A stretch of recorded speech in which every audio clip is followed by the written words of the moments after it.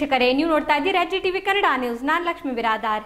ಜನ ಜಾನುವಾರುಗಳಿಗೆ ನೀರಿನ ದಾಹ ತೀರುವವರಾರು. ಭೀಮಾನಾಡು ಬರದ ನಾಡೆ ಎಂದು ಪ್ರಸಿದ್ಧಿ ಪಡೆದಿದೆ. ಇತ್ತ ರಾಜಕೀಯ ಅಖಾಡ ಬಿಸಿಯಾಗಿದ್ದರೆ ಅತ್ತ ವಿಜಯಪುರ ಜಿಲ್ಲೆಯ ಇಂಡಿ ತಾಲೂಕು ಸಂಪೂರ್ಣ ಕುಡಿಯಲು ನೀರಿಲ್ಲದೆ ಜನ ಜಾನುವಾರುಗಳು ಗಂಭೀರ ಪರಿಸ್ಥಿತಿಯಲ್ಲಿದ್ದು ಬಿಸಿಲಿನ ತಾಪ ತಡೆಯದ ಸ್ಥಿತಿಯಲ್ಲಿವೆ. ಇಂಡಿ ತಾಲೂಕಿನ ಎಲ್ಲ ಹಳ್ಳಿಗಳಿಗೆ ಜನ ಮತ್ತು ಜಾನುವಾರುಗಳಿಗೆ ಯುಕೆಪಿ ಕಾಲುವೆಗಳ ಮೂಲಕ ಕೊನೆ ಹಂತದವರೆಗೆ ಜವಾಬ್ದಾರಿಯುತವಾಗಿ ನೀರು ಹರಿಸಬೇಕು. ಇದು ಕೇವಲ ಜನ ಜಾನುವಾರುಗಳಿಗೆ ಕುಡಿಯುವ ನೀರಿನ ಸಲುವಾಗಿ ತ್ವರಿತಗತಿಯಲ್ಲಿ ನೀರು ಹರಿಸಬೇಕು. ಇದಕ್ಕೆ ಸರಿಯಾದ ಪ್ರತಿಕ್ರಿಯೆ ದೊರಕದೆ ಹೋದಲ್ಲಿ ರೈತರು ಬೀದಿಗಿಳಿದು ಬಾಯ್ ಬಡಿದುಕೊಂಡು ಉಗ್ರ ಹೋರಾಟ ಮಾಡಬೇಕಾಗುತ್ತದೆ ಎಂದು ಅಖಂಡ ಕರ್ನಾಟಕ ರೈತ ಸಂಘದ ಮುದ್ದನಗೌಡ ಪಾಟೀಲ್ ತಿಳಿಸಿ ಕಂದಾಯ ಇಲಾಖೆ ಅಧಿಕಾರಿಗಳಿಗೆ ಮನವಿ ಸಲ್ಲಿಸಿದರು.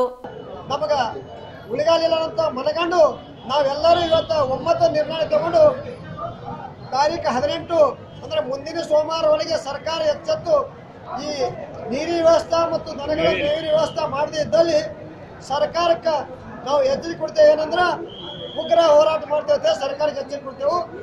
ಇದು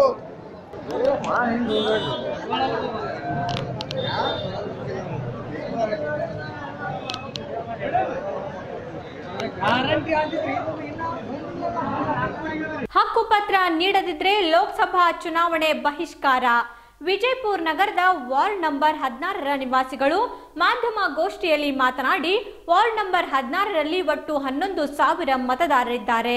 ಇಲ್ಲಿಯ ವಾಸಿಗಳಿಗೆ ಕಳೆದ 24 ವರ್ಷಗಳಿಂದ ಹಕ್ಕುಪತ್ರ ನೀಡಿಲ್ಲ. ಕರ್ನಾಟಕ ಗೃಹ ಮಂಡಳಿಯಿಂದ ಮಂಜೂರಾದ ನಿವೇಶನಗಳಿಗೆ ಉತಾರಿ ನೀಡಿಲ್ಲ. ಹಾಗೂ ಈ ಬಡಾವಣೆಯಲ್ಲಿ ಯಾವುದೇ ಮೂಲಭೂತ ಸೌಕರ್ಯಗಳಿಲ್ಲ. ಮಹಾನಗರ ವ್ಯಾಪ್ತಿಯಲ್ಲಿ ಬಯಲು ಬಹಿರ್ದೆಸೆ ಸಾಮಾನ್ಯವಾಗಿದೆ ಎಂದು ವಾರ್ಡ್ ನಂಬರ್ 21ರಲ್ಲಿ ಬರುವ ಹಮಾಲ್ ಕಾಲೋನಿ, ಯೋಗಾಪುರ್, ಗಾಂಧಿನಗರ್, ಬಸವನಗರ್ ಬಡಾವಣೆಯ ನಿವಾಸಿಗಳಿಂದು ಧರಣಿ ನಡೆಸಿದ್ರು.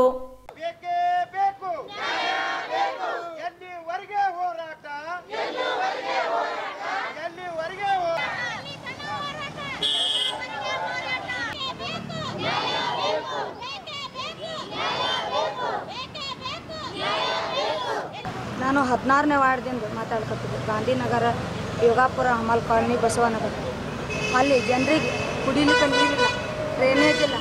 ಆನಂತರ ಹಕ್ಕುಪತ್ರ ಇದ್ದವರಿಗೆ ಉತಾರಿ ಇಲ್ಲ. ಪತ್ರ ಶೆಡ್ ಹೊಡ್ಕೊಂಡಾರ, ಅಲ್ಲಿ ಹುಳ ಉಪ್ಪಡಿ ಬರ್ಲಾತ್ತವ, ಅಲ್ಲಿ ಕರೆಂಟ್ ಇಲ್ಲ, ಏನಿಲ್ಲ.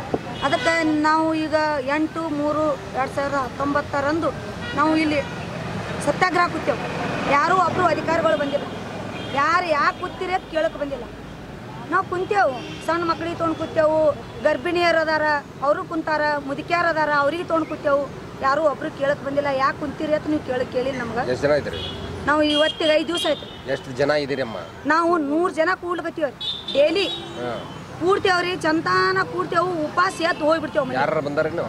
ಬಂದಾರ ಎಲ್ಲರೂ, ಯಾರು ಒಬ್ರು ಬಂದಿಲ್ರಿ, ಕೇಳಕ್ಕೆ ಬಂದಿಲ್ಲ ಯಾರು. ಅದಕ್ಕೆ ಮುಂದೆ ಚುನಾವಣೆ ಬಂದದ. ಚುನಾವಣೆ ಕೇಳಕ್ಕೆ ಬಂದಾಗ ನಾವು ಏನು ಉತ್ತರ ಕೊಡಬೇಕು ಅದು ಕೊಟ್ಟು ಅವರಿಗೆ ಮಾತಾಡ್ಸ್ತೇವೆ. ಈಗ ಏನು ಉತ್ತರ ಕೊಡ್ತೀರಿ? ನಾವು ಓಟ್ ಹಾಕಂಗಿಲ್ರಿ ಸರ್.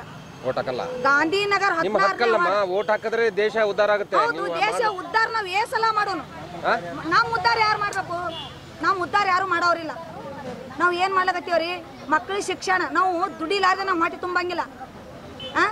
ಒಂದು ಹಕ್ಕುಪತ್ರ ಇಲ್ಲ, ಮನೆಗೆ ಉತಾರಿ ಇಲ್ಲ, ಆನಂತರ ಜಾಗಿಲ್ಲ, ನೀರಿಲ್ಲ, ಡ್ರೈನೇಜ್ ಇಲ್ಲ. ಈಗ ಹಕ್ಕುಪತ್ರ ಮಾಡ್ತೀವಂತ ಹೇಳಿ ಹೋಗ್ತಾರ, ಮುಂದೆ ಆಶ್ವಾಸನೆ ಕೊಟ್ಟು ನಾವು ಹೋಗಂಗಿಲ್ಲ.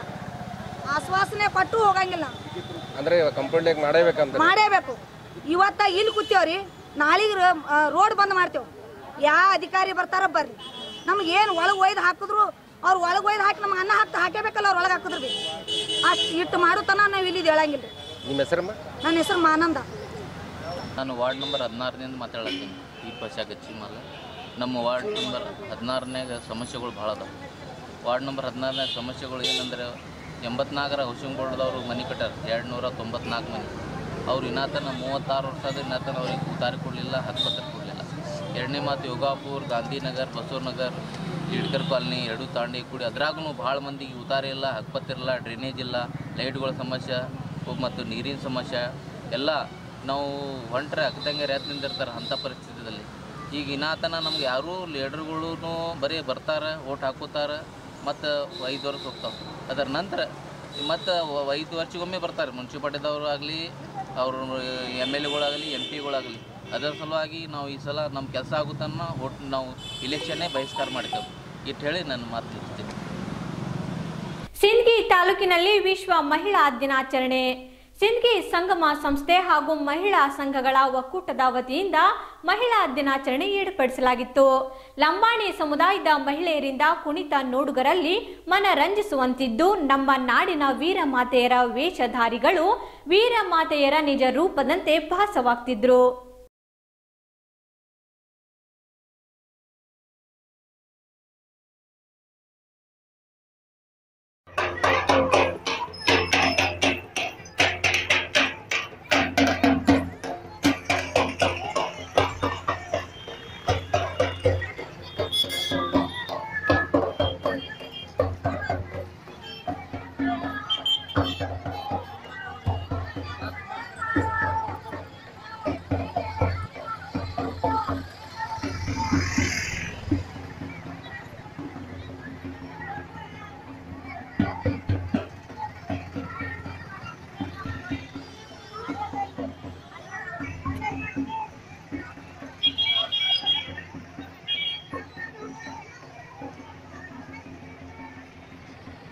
ಇದಿಷ್ಟು ಈ ಹೊತ್ತಿನ ಸುದ್ದಿ. ಮತ್ತಷ್ಟು ಸುದ್ದಿಗಾಗಿ ನೋಡ್ತಾ ಇರಿ GTV ನ್ಯೂಸ್.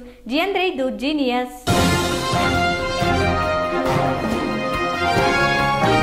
ಇದು GTV ಕನ್ನಡದ ಕೊಡುಗೆ.